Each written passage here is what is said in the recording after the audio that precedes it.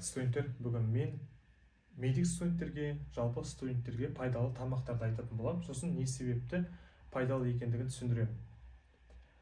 Студент болғандықтан дұрыс тамақтанбаймыз, гастрит болып қалады, немесе дұрыс тамақтануға ақшамыз болмай қалады. Сол кезде не жейтінімізді білмей қаламыз.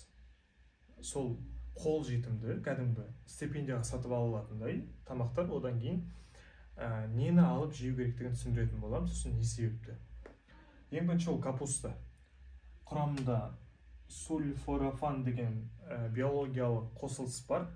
Өз басым капустаны осы күнге дейін көп жемейтін едім. Қазір капустаны көп жеймін. Өзім кәдімгі капустаны аламын, сосын соның сыртын жуып, кәдімгідей құрғақтай ешқандай қуырмай жей беремін. Сульфорафан деген не нәрсе? Интернетте іздеп көрсеңіздер де болады. Ол деген мына организмдегі қабынулардың, яғни қабынуларды воспаленияны басады.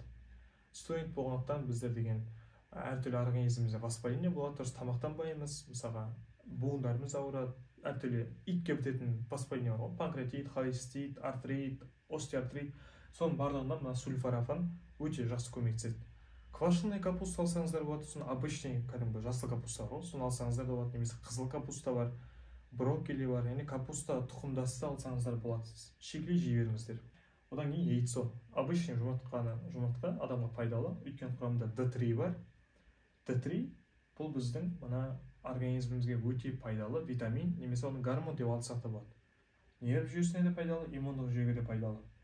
D3 организмде воспалениені тоже басады. Егер сіздерде тоже организмде қандай да бір қабыну болса, жұмыртқаны қайнатып жеңіздер. Жұмыртқа пайдалырақ, потому что ол тез қорытылатын ақуыз. Үшіншісі ол орех, грецкий орех. Именно не себепті орехты жеуді ұсынамын, өйткені біз студент болғандықтан, медик студент болғандықтан көп ми жұмыс жасайды. Сол кезде мына орех мидың дұрыс жұмыс жасауына, немесе мидың ауруларының алдын алуда көмектеседі. Обычный грецкий орехты суға салып қою керек бір күнге. Сөйтіп тұнып тұру керек, сосын бір күннен кейін құрғатып жеу керек. Төртіншісі иг деген, ол доктор Берг деген америкалық доктор бар, соның ютубында іздесеңіздер болады, мен сіздерге ұсынамын. Интервальное голодание дегенді ұсынады. Өзім соны қолданып көрдім, негізі пайдасы бар. Енді біз студент болғандықтан, бізде былайда интервальное голодание, біз былайда дұрыс тамақ жемейміз, оның пайдасы бар екен. Біріншіден, организмде глюкоза емес, уже жирді жеп бастайды, адам аш болғандықтан, одан кейін организм тазарады. Сондықтан кейде күніне бір рет, екі рет тамақ жегеннің пайдасы да бар екен. Әрине, ол 2-3 күн болмау керек, сосын дұрыс тамақ жеу керек, сол кезде сіздерде гастрит болмайды. Капуста ЖКТ-ның емдеуге жақсы, ЖКТ-ны емдеуге капустаның пайдасы бар. Осы тамақтарды студенттерге ұсынамын.